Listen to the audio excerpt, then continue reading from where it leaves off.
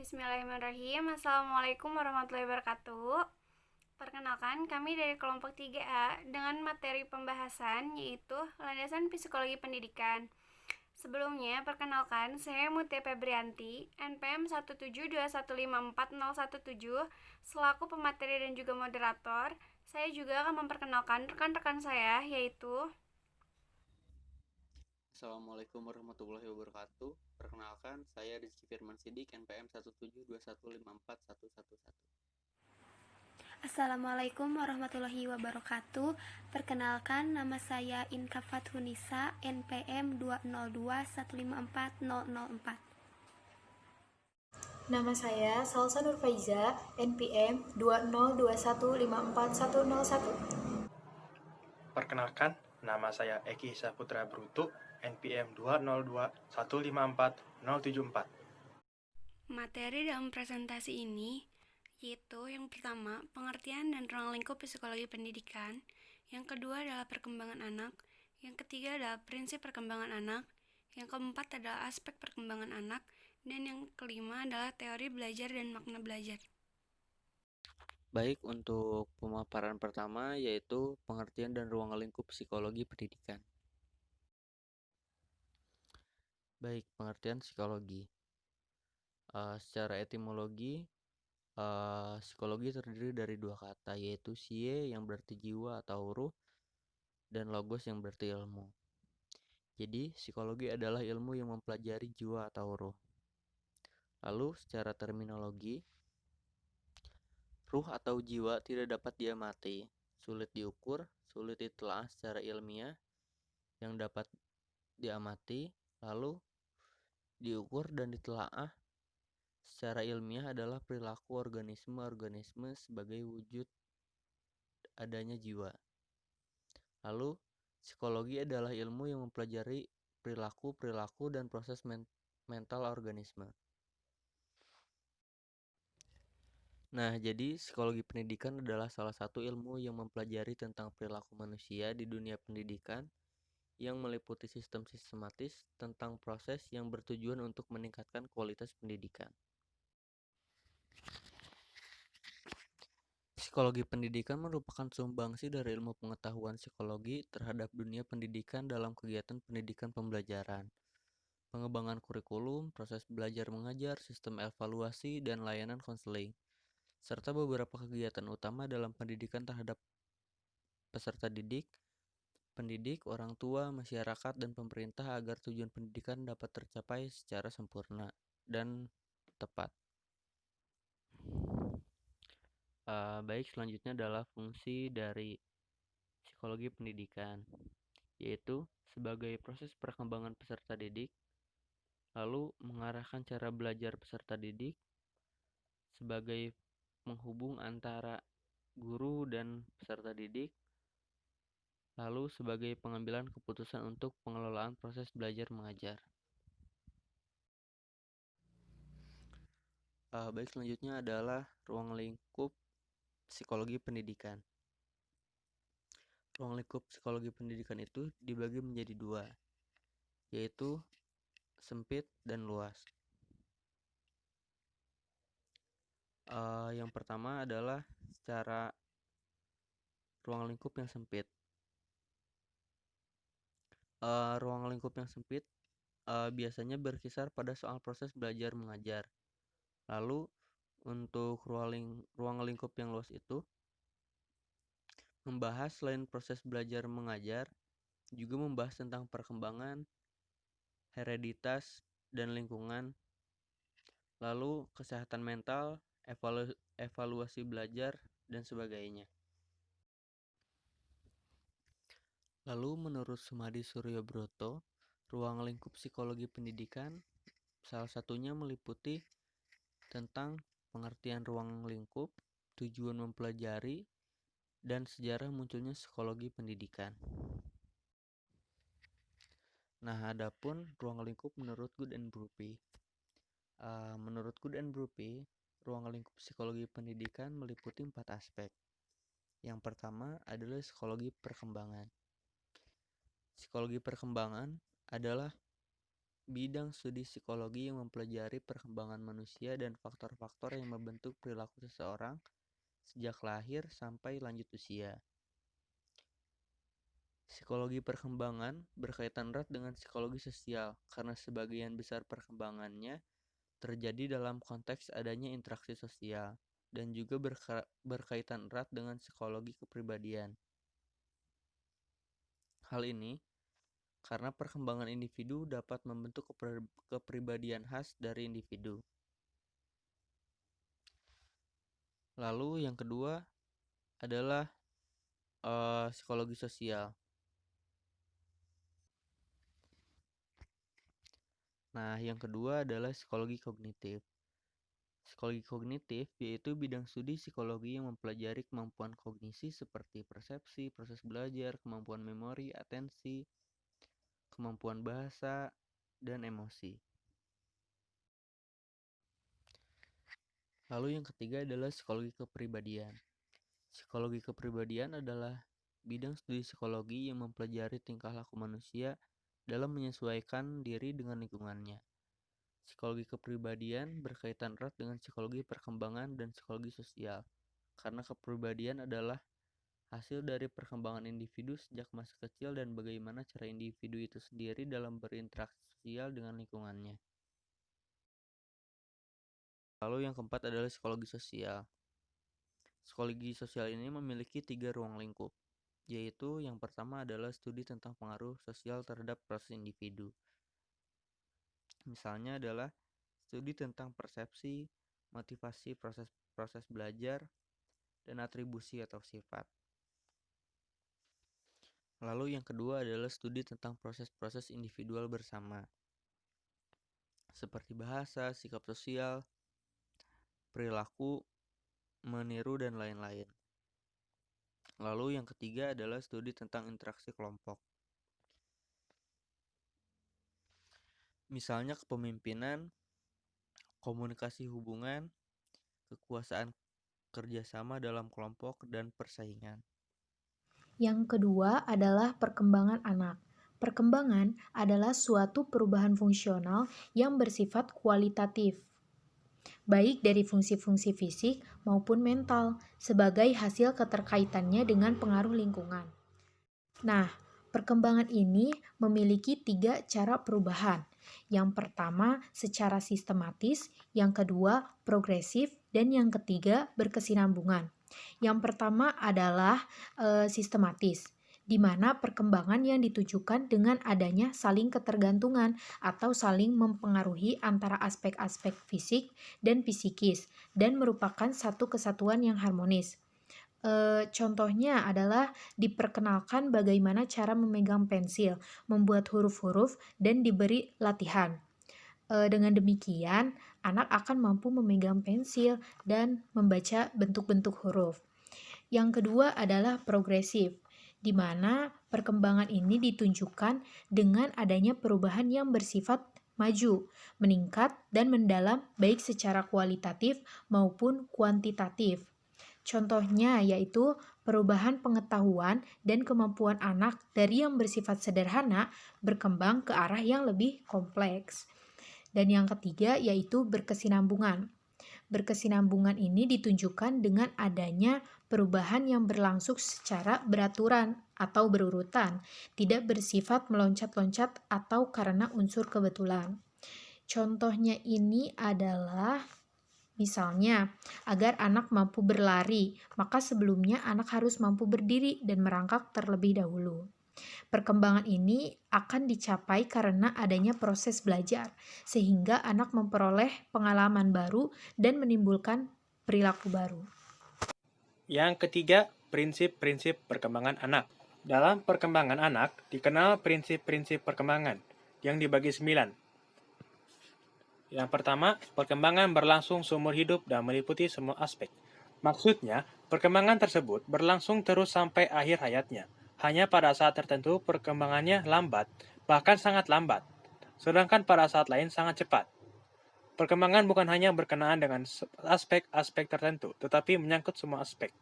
Perkembangan aspek tertentu mungkin lebih terlihat dengan jelas, sedangkan aspek yang lainnya lebih tersembunyi. Yang kedua, setiap anak memiliki kecepatan atau tempo dan kualitas perkembangan yang berbeda. Contohnya, seorang anak mempunyai kemampuan berpikir dan membina hubungan sosial yang sangat tinggi, dan tempo perkembangannya dalam segi itu yang sangat cepat. Sedang dalam aspek lainnya seperti keterampilan atau estetika kemampuannya kurang dan perkembangannya lambat. Sebaliknya, ada anak juga yang memiliki keterampilan dan estetikanya berkembang pesat, sedangkan kemampuan berpikir dan hubungan sosialnya agak lambat. Yang ketiga, perkembangan berlangsung dari kemampuan yang bersifat umum menuju ke yang lebih khusus, mengikuti proses diferensiasi dan integrasi. Contohnya, perkembangan dimulai dengan dikuasainya kemampuan-kemampuan yang bersifat umum, seperti kemampuan memegang dimulai dengan memegang benda besar dengan kedua tangannya, baru kemudian memegang dengan satu tangan tetapi dengan kelima jarinya. Yang keempat, sampai batas-batas tertentu, perkembangan sesuatu aspek dapat dipercepat atau diperlambat. Perkembangan ini dipengaruhi oleh faktor pembawaan dan juga faktor lingkungan, sehingga kondisi yang wajar dari pembawaan dan lingkungan dapat menyebabkan laju perkembangan yang dipercepat ataupun diperlambat. Yang kelima, perkembangan secara relatif beraturan mengikuti pola-pola tertentu. Maksudnya, perkembangan sesuatu segi didahului atau mendahului segi yang lainnya. Contohnya, anak bisa merangkak sebelum anak bisa berjalan. Yang keenam, perkembangan berlangsung secara berangsur-angsur sedikit demi sedikit. Artinya, perkembangan itu berlangsung sedikit demi sedikit, tetapi dalam situasi-situasi tertentu dapat juga terjadi loncatan-loncatan. Sebaliknya, dapat juga terjadi kemacetan perkembangan aspek tertentu. Yang ketujuh, secara normal, perkembangan individu mengikuti seluruh fase. Perkembangan ini terjadi karena faktor-faktor khusus fase tertentu dilewati secara cepat, sehingga nampak keluar seperti tidak melewati fase tersebut. Sedangkan fase lainnya diikuti dengan sangat lambat, sehingga nampak seperti tidak berkembang. Yang kedelapan, perkembangan aspek-aspek tertentu berjalan sejajar atau berkolerasi dengan aspek lainnya.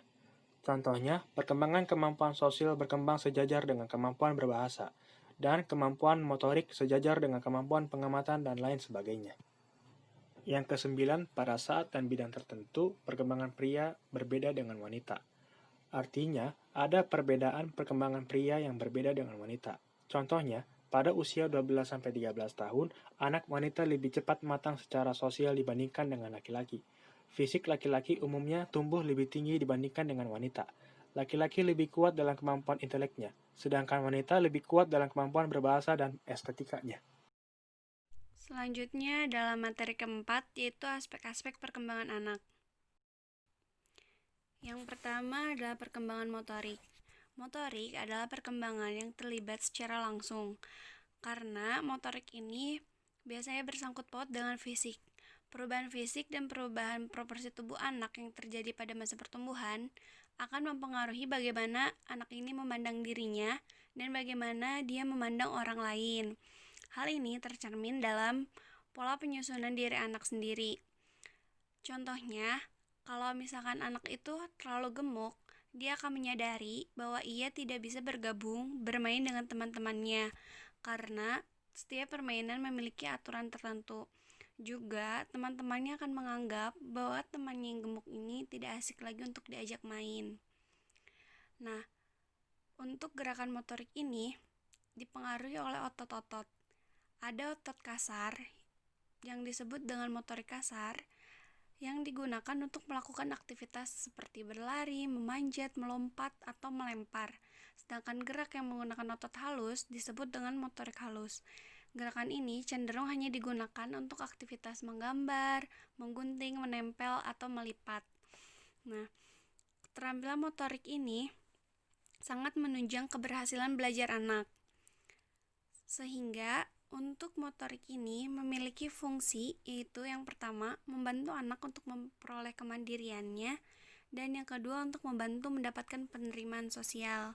Contoh dalam kemandiriannya seperti anak ini belajar untuk makan sendiri, mandi sendiri, dan membantu orang tuanya. Yang kedua adalah kognitif. Kognitif merupakan proses mental yang berhubungan dengan kemampuan dalam bentuk pengenalan secara umum yang ditandai dengan representasi suatu objek dalam bentuk simbol, tanggapan, ide, atau gagasan dan nilai atau pertimbangan.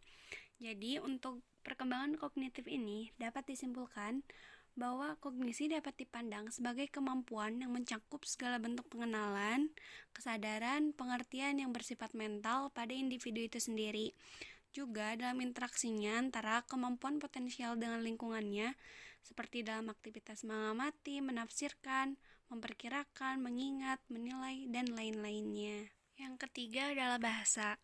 Bahasa adalah salah satu cara untuk mengekspresikan pikiran, dan dalam perkembangan, pikiran selalu mendahului bahasa. Bahasa dapat membantu perkembangan kognitif, karena perkembangan bahasa seiring dengan perkembangan kognitif.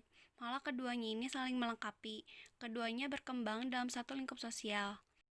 Di sini merupakan ada gambar seorang guru dan anak-anak sedang berkumpul.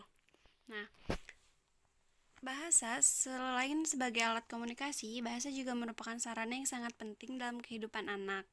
Di samping itu, bahasa juga merupakan alat untuk menyatakan pikiran dan perasaan kepada orang lain, sekaligus berfungsi untuk memahami pikiran dan perasaan orang lain. Dan bahasa juga merupakan pintu gerbang ilmu pengetahuan. Dengan berbahasa, anak dapat berkomunikasi dengan sesama. Seperti di gambar ini, biasanya anak-anak usia ini tuh sering sekali mengeluarkan pertanyaan seperti ini apa bu, itu apa bu, dan sebagainya. Maka dari itu, bahasa memiliki dua prinsip yang menyatukan pemikiran dan bahasa. Yang pertama, semua fungsi mental memiliki asal-usul eksternal atau sosial. Anak-anak harus menggunakan bahasa dalam mengomunikasikannya kepada orang lain sebelum mereka fokus ke dalam proses mental mereka sendiri. Yang kedua, anak-anak harus berkomunikasi secara eksternal dan menggunakan bahasa selama periode waktu yang lama sebelum transisi dari kemampuan berbicaranya secara eksternal ke internal berlangsung. Lalu gambar selanjutnya ada contoh perkembangan motorik. Jika kita lihat pada gambar ini, ada anak-anak bersama teman-temannya sedang bermain dan mengembangkan kemampuan fisik motoriknya. Pada gambar ini, tidak ada rasa takut yang terpancar dari wajah anak. Ini membuktikan bahwa kemampuan yang dimiliki anak dalam menggunakan otot-ototnya, baik itu otot fisik, otot kasar ataupun halus, dapat menimbulkan rasa percaya diri pada anak, bahwa anak-anak ini mampu menguasai keterampilan-keterampilan motorik yang mereka punya. Selanjutnya adalah gambar untuk kegiatan kognitif. Di sini, seorang anak sedang menggunakan kemampuan kognitifnya dalam memecahkan persoalan yang sedang ia hadapi. Nah, untuk kognitif sendiri itu ada 3. Ada tahapan, ada aktivitas, dan juga proses. Yang pertama adalah aktivitas, yang terdiri dari mengingat dan berpikir. Yang pertama mengingat. Mengingat di sini biasanya anak telah melalui beberapa pengalaman yang berasal dari masa lampaunya.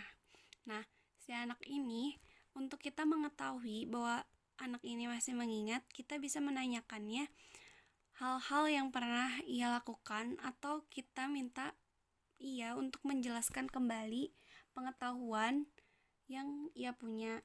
Yang kedua adalah berpikir. Berpikir di sini biasanya harus dihadapkan dengan objek representasi. Bentuk-bentuk yang paling pokok dari berpikir ini yaitu tanggapan, pengertian atau konsep, dan lambang verbal. Lalu ada tahapan kognitif. Yang pertama adalah asimilasi. Asimilasi ini merujuk pada usaha individu untuk menghadapi lingkungan dengan membuatnya cocok ke dalam struktur organisme itu sendiri. Nah, biasanya ini tuh menggabungkan yang sudah ada dengan apa yang sedang dia jalani. Yang kedua adalah akomodasi. Akomodasi dapat dikatakan sebagai proses pembentukan skema baru atau perubahan skema yang telah ada. Jadi ketika skema udah ada tapi tidak cocok dengan anak itu akan membuat skemanya sendiri. Yang ketiga adalah equilibrium, yaitu merujuk pada relasi antara individu dan sekelilingnya, terutama pada relasi antara struktur kognitif individu dan struktur di sekelilingnya. Di sini ada keadaan seimbang bila individu tidak lagi perlu mengubah hal-hal dalam sekelilingnya untuk mengadakan asimilasi, dan juga tidak harus mengubah dirinya untuk mengadakan akomodasi dengan hal-hal yang baru. Selanjutnya adalah proses kognitif. Yang pertama adalah hereditas. Hereditas yang di sini itu disebut dengan kematangan internal. Kematangan mempunyai peranan penting dalam perkembangan kognitif. Akan tetapi, faktor ini saja tidak mampu menjelaskan segala sesuatu tentang perkembangan kognitif. Maka dari itu, perlu adanya pengalaman. Pengalaman dengan hereditas fisik merupakan dasar perkembangan struktur kognitif. Dalam hal ini, seringkali disebut sebagai pengalaman fisis dan logika matematis. Yang ketiga adalah transmisi sosial. Transmisi sosial digunakan untuk mempresentasikan pengaruh budaya terhadap pola berpikir anak. Kebudayaan memberikan alat-alat yang penting bagi perkembangan kognitif, seperti dalam berhitung, membaca, dapat menerima transmisi sosial. Yang terakhir adalah ekuilibrasi. Ekuilibrasi merupakan suatu keadaan di mana pada diri setiap individu akan terdapat proses yang mengintegrasikan ketiga faktor tadi, faktor hereditas, pengalaman, dan transmisi sosial. Nah, ini tuh diperkuat dengan adanya kegiatan di mana anak secara aktif berinteraksi dengan lingkungannya. Selanjutnya adalah perkembangan anak secara kognitif. Yang pertama adalah tahap sensorimotor, yaitu pada umur 0-2 tahun. Pada masa ini, anak sudah menggunakan penginderaan dan aktivitas motorik dalam mengenal lingkungannya. Tindakannya ini berawal dari respon refleks, kemudian berkembang membentuk representasi mental. Pada tahap ini, anak dapat menirukan tindakan orang yang berada di sekitarnya. Yang kedua adalah tahap praoperasional pada umur 2-7 tahun. Dikatakan praoperasional karena pada tahap ini, anak belum memahami pengertian operasional, yaitu proses interaksi suatu aktivitas mental. Pemikiran anak pada tahap praoperasional ini terbatas pada egosentris, karena pada tahap ini sulit bagi anak untuk membayangkan bagaimana segala sesuatunya tampak dari perspektif orang lain. Yang ketiga adalah tahap operasional konkret, yaitu pada umur 7-11 tahun.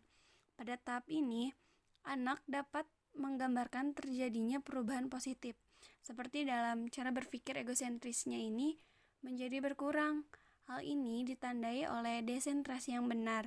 Artinya, anak mampu memperlihatkan lebih dari satu dimensi secara serempak dan juga untuk menghubungkan dimensi-dimensi itu satu sama lain dalam pemikirannya. Yang keempat, yaitu tahap operasional formal pada umur 11-16 tahun. Pada tahap operasional formal ini, anak tidak lagi terbatas pada apa yang dilihat atau yang didengar, ataupun pada masalah yang ada di sekitarnya, tetapi sudah dapat membayangkan masalah dalam pikirannya dan dapat mengembangkan hipotesis secara logis untuk menyelesaikan masalah tersebut. Dari keempat tahap ini, setiap tahapannya itu urutan, tidak berubah-ubah. Semua anak akan melalui keempat tahapan tersebut dengan urutan yang sama. Hal ini terjadi karena masing-masing tahapan dibangun atas pencapaian tahap sebelumnya. Tetapi sekalipun urutan kemunculannya itu tidak berubah, tidak mustahil adanya percepatan seorang anak untuk melewati tahap-tahap itu secara lebih dini, lebih dulu, atau lebih lambat dari sisi yang lainnya. Untuk materi selanjutnya yaitu tentang teori pendidikan dan teori belajar. Teori pendidikan sebagai teori yaitu seperangkat pengetahuan yang telah tersusun secara sistematis yang berfungsi untuk menjelaskan, menggambarkan, meramalkan, dan mengontrol berbagai gejala dan peristiwa pendidikan, baik yang bersumber dari pengalaman-pengalaman pendidikan atau empiris maupun hasil perenungan-perenungan yang mendalam untuk melihat makna pendidikan dalam konteks yang lebih luas. Mengapa kita mempelajari teori pendidikan? Karena yang kita hadapi dalam dunia pendidikan adalah manusia. Karena mendidik harus betul-betul didasari dan disadari dalam rangka membimbing manusia pada suatu tujuan. Yang utama dalam pendidikan adalah kreativitas dan kepribadian pendidik. Manfaat teori pendidikan yang pertama sebagai pedoman untuk mengetahui arah dan tujuan yang akan dicapai. Yang kedua sebagai tolak ukur untuk mengetahui sampai di mana kita telah berhasil dalam melaksanakan tugas dalam pendidikan. Yang ketiga sebagai mengurangi kesalahan untuk mengetahui mana yang boleh, mana yang tidak boleh. Selanjutnya, pengertian belajar. Belajar merupakan suatu proses perubahan tingkah laku sebagai hasil interaksi individu dengan lingkungannya dalam memenuhi kebutuhan hidupnya. Faktor yang mempengaruhi teori belajar ada dua, internal dan eksternal. Internal yang dialami dalam diri individu yang sedang belajar, dan eksternal yaitu jasmania, kesehatan, psikologis seperti minat, perhatian, bakat, dan lain-lain. Ciri-ciri belajar. Perubahan tingkah laku terjadi secara sadar. Perubahan bersifat kontinu dan fungsional. Perubahan bersifat positif dan aktif. Perubahan dalam belajar bertujuan dan terarah. Perubahan mencakup seluruh aspek tingkah laku. Manfaat belajar untuk membantu guru untuk memahami bagaimana siswa belajar, membimbing guru untuk merancang dan merencanakan proses pembelajarannya, membantu proses belajar lebih efektif, efisien, dan produktif, dan panduan guru untuk mengelola kelas, dan yang terakhir membantu guru untuk mengevaluasi proses perilaku guru sendiri. Macam-macam teori belajar. Ada behavior. Setiap anak manusia lahir tanpa warisan kecerdasan, warisan bakat, warisan perasaan, dan warisan abstrak lainnya. Yang kedua ada kognitif, muncul karena adanya dorongan dalam dari dalam dirinya, bukan karena kebiasaan atau latihan. Cirinya lebih mementingkan keseluruhan daripada bagian-bagian, mementingkan kognisi daripada insight, mementingkan masa kini dalam tingkah laku manusia dalam menyelesaikan problem. Yang ketiga ada humanis, memahami tingkah laku dari sudut pandang pelakunya. Teori ini memberikan kebebasan bagi peserta didik karena menurut mereka tiap individu berhak menentukan perilaku mereka sendiri. Selanjutnya tentang kepribadian. Kepribadian didefinisikan sebagai pola perilaku yang konsisten dan proses interpersonal yang bersumber dari masing-masing individu. Kepribadian digunakan untuk menggambarkan identitas jati diri seseorang, kesan umum seseorang tentang diri Anda dan orang lain, dan fungsi kepribadian yang sehat dan bermasalah. Faktor yang mempengaruhi perkembangan kepribadian yaitu genetik atau hereditas dan lingkungan. Sedangkan faktor yang mempengaruhi perubahan dinamika kepribadian yaitu seperti pengalaman awal, pengaruh budaya, kondisi fisik, daya tarik, emosi, nama, keberhasilan dan kegagalan, penerimaan sosial, dan pengaruh keluarga. Untuk macam-macam tipe kepribadian, ada sanguinis, karakteristiknya cepat, periang, tidak stabil, koleris, karakteristiknya mudah marah, melankolis, karakteristiknya pesimis, pemurung, flegmatis, karakteristiknya lamban dan tidak mudah bergerak. Sekian presentasi dari kelompok kami. Kesimpulan dari presentasi ini yaitu landasan psikologi pendidikan adalah kajian dasar psikologi yang dapat dijadikan landasan teori maupun praktik dalam dunia pendidikan. Seorang pendidik harus mengetahui dan mengenal situasi peserta didik dalam beberapa dimensi proses pendidikan, maupun tugas-tugas pokok perkembangan, pemahaman terhadap perkembangan pribadi anak, teori-teori belajar dalam pendidikan, dan jenis-jenis upaya peningkatan pendidikan agar pendidik ketika terjun ke dalam kelas mampu menguasai dan mengatasi masalah yang ada di dalam kelas, sehingga potensi yang ada pada peserta didik dapat dibantu untuk dikembangkan. Terima kasih. Wassalamualaikum warahmatullahi wabarakatuh.